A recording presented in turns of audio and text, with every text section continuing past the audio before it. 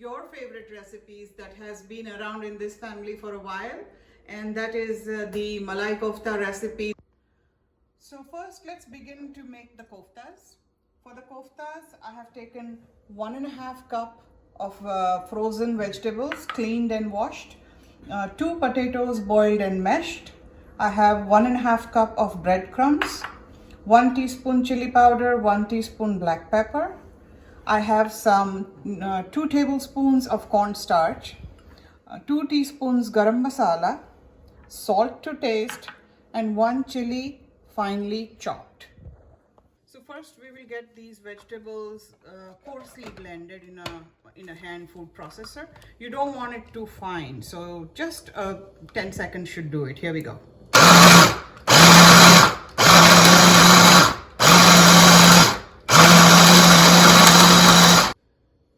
So these are coarsely chopped. To this we are going to add 2 boiled mashed potatoes. We will add the breadcrumbs, about 1.5 cups. We'll add the black chili pepper, red chili pepper, salt to taste, chopped green chilies. These are very spicy. You can omit them if you don't want it spicy. Some cornstarch. Mix everything nicely together, and it works best if you do it with your hands. So I'm going to use my hands so that the moisture from the vegetables and everything can get nicely incorporated, and the breadcrumbs can absorb the extra moisture. Just so. And I like to give it a taste test before I actually roll my koftas. So I'm going to taste it to make sure that the salt and the chilies and everything is to my liking. Yeah, this is perfect. To take this stuffing and make koftas out of it. So this is what I do. I just grab them in my fists like this, roll them a little bit if needs be to make them nice and smooth. And all the stuffing that I have here, I will make koftas out of this. So the next step is we have rolled up all our koftas. Now we are going to fry it. So I've put the oil on the stove for heating. It has to be nice and hot but not smoky. And then let's try to fry the koftas. Make sure the koftas are not very watery, otherwise the oil can splatter on you. Be very careful putting them in.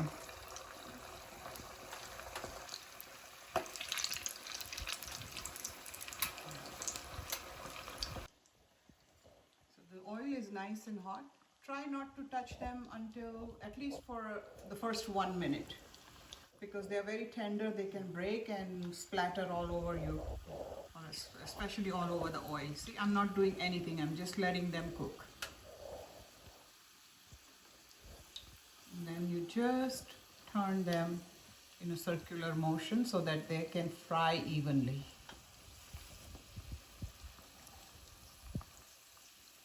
We are going to fry them for just another minute or 2.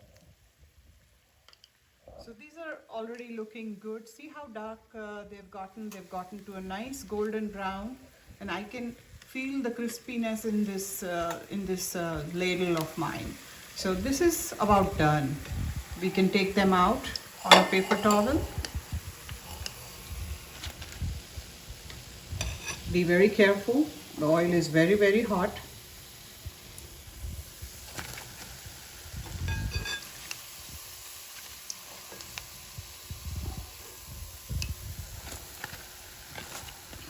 So this is the first step. So we are ready with our koftas. The next step is to make the gravy for the kofta curry. So here we go. I have a wok that I have heated up on a medium high.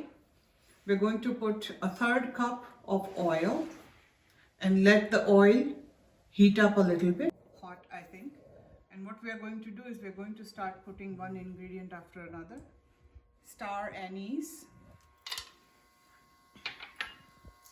2 cardamoms. I have here some cashews. To that we are going to add the kasuri methi,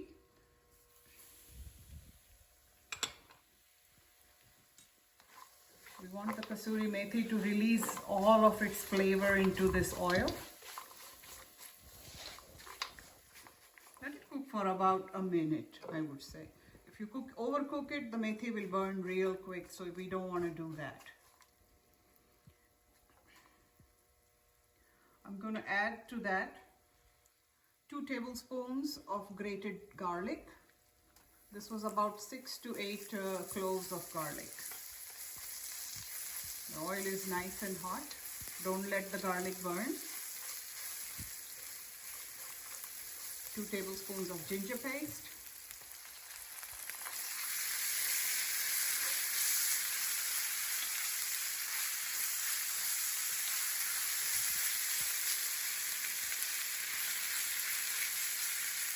Half to 2 cups of onion. They don't have to be finely chopped.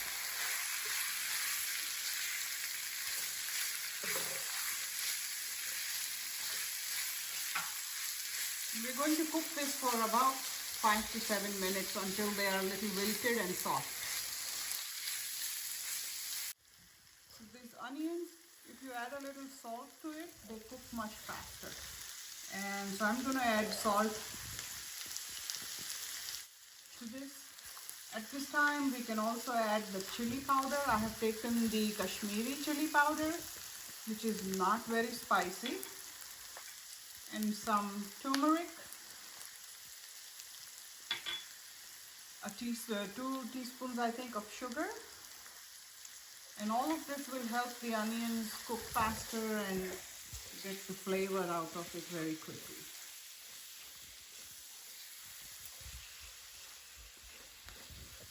See, you can already see that the onions already wilting because the salt helps that process.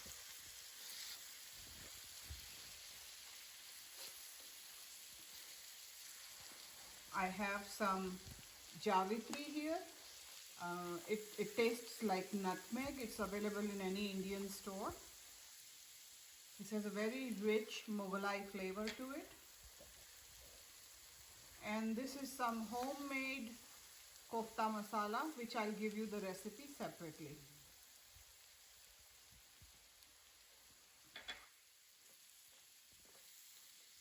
The onions have nicely wilted up nicely, they're soft. It's time to add the tomatoes.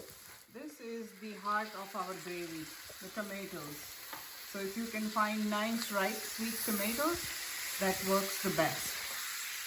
And at this time, I'm also going to add these 10 to 12 strands of saffron that I have.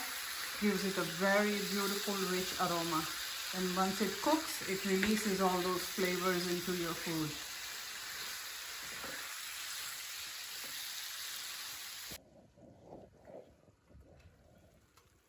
Oh, look at that. 6 minutes. This has been cooking for last 6 minutes. And see how nice and soft it is. So at this point, we are going to stop cooking it and let it cool for about 5 to 7 minutes. And then we'll blend it in the mixer so that it becomes a nice soft puree. So once the gravy is cooked, we put it into this blender once it is cooled down a little bit. And I have pulled out all the star anise and 5 pieces that I had in it. You don't want that in it because that will be not good to eat. So I've put that out. We are going to blend this to a nice smooth paste.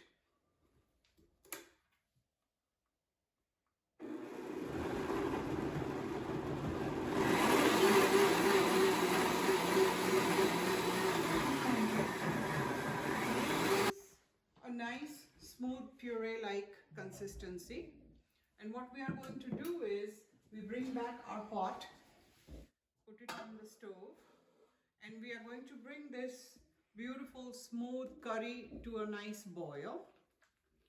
And the last step in this process is to add some boiled cauliflower. I had boiled this in the microwave for about 4 to 5 minutes with some water in it. It's 1 small head of cauliflower. So we're going to puree this and add it to our gravy, which will give it a lot of creaminess and body and texture. At the same time, it will not have too much fat. Normally people add just heavy cream to this, and make it rich. But we're trying to stay away from that. So this is what we will use to make it creamy for us. So here we go.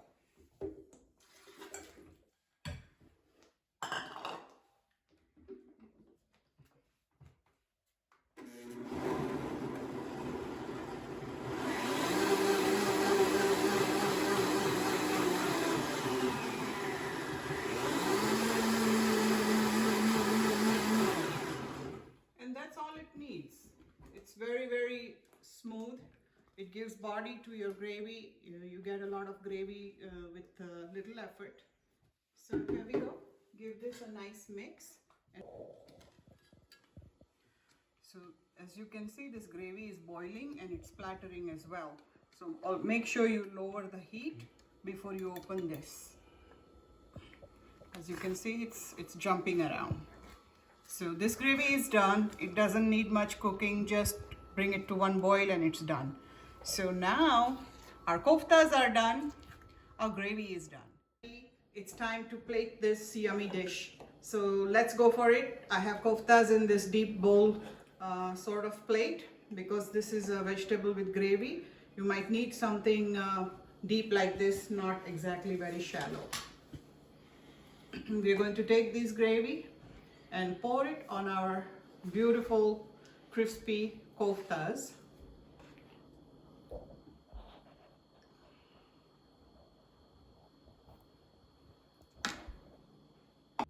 So there you have it, piping hot, sizzling hot gravy with koftas. Lots of gravy.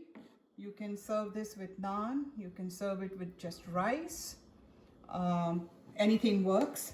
And now the final touch, we will give it a little bit of a garnish here. So I have some cut up cilantro that we will put on it. I have some chopped cashews which give a nice texture. So let's have some of that, make it nice and rich. And last but not the least, we'll put a dash of heavy cream or single cream, whatever you can find. This is optional, you can omit it if you don't want the fat, but gives it a good touch. So here you go, family, your favorite dish with lots of love from me. And let me tell you, the pleasure is all mine. Enjoy.